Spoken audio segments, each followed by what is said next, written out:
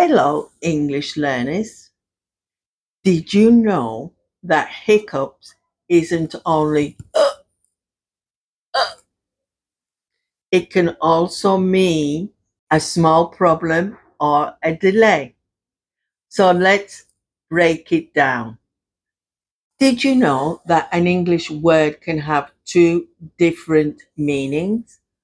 Well, hiccups is one of these words. Hiccups just doesn't happen when you drink water too fast. It can also happen in a meeting when you have small problems or delays. Hiccups, the literal meaning, is an involuntary spasm of the diaphragm. I drank the soda too fast. I got hiccuped. The figurative meaning is a small problem or delay.